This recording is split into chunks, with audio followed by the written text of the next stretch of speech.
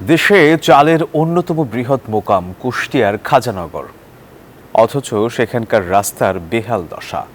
প্রতিদিন কয়েকশো ট্রাক চাল রাজধানী ঢাকা সহ সারা দেশের বাজারে সরবরাহ করেন এখানকার মিলার ও ব্যবসায়ীরা। রাস্তাটি দীর্ঘদিন সংস্কার না হওয়ায় দুর্ভোগে তারা। এদিকে সড়ক ও জনপথ বিভাগ বলছে স্থায়ী সমাধানের রাস্তাটি 4 লেনে উন্নীত করার কাজ চলমান। কুষ্টিয়া থেকে মাহতাবউদ্দিন লালনের তথ্যচিত্র ডেস্ক রিপোর্ট। বৃষ্টিতে হাঁটু সমান কাদা পানি আর রোদে ধুলোবালি। দেশের অন্যতম বৃহৎ চালের মোকাম কুষ্টিয়ার খাজানগর আঞ্চলিক বান্ডেল থাকলে প্রতি সেনমানিতে টাকা বাঁচবে। বিকাশ সেনমানি বান্ডেল কিনে জিতুন প্রতি লেনদেনে। এই রাস্তা দিয়ে প্রতিদিন শত শত ধান চালবাহী ট্রাক সহ বিভিন্ন যানবাহন চলাচল করে। দুর্ভোগের পাশাপাশি প্রতিনিয়তই ঘটছে দুর্ঘটনা।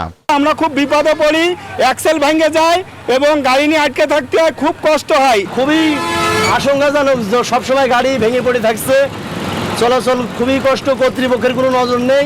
অটোগুলো উল্টাই যাইতেছে, সিএনজি জ্বলতেছে, প্রচন্ড কষ্ট হইতেছে আমার যাতায়াতের। ব্যবসায়ীরা বলছেন তারা সরকারকে প্রতি বছর শত কোটি টাকা রাজস্ব দেন।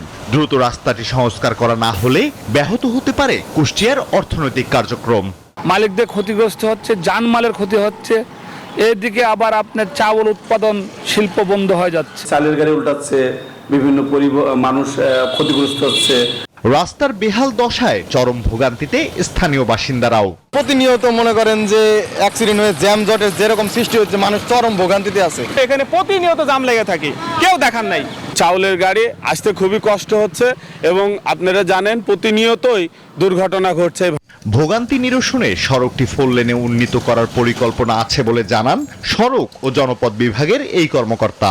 এই পানি নিষ্কাশনের জন্য আমরা খাজানগরে ড্রেন নির্মাণ, মাইনর থেকেও ড্রেন নির্মাণ করেছি। আমাদের পরবর্তীতে পরিকল্পনা আছে এই রাস্তাটি 4 লেন সহ, পরাদাহ পর্যন্ত 4 লেন সহ এটা 10.3 উন্নীত করা। চালের মোকামকে কেন্দ্র করে কুষ্টিয়ায় গড়ে উঠেছে বিশাল অর্থনৈতিক বলয়।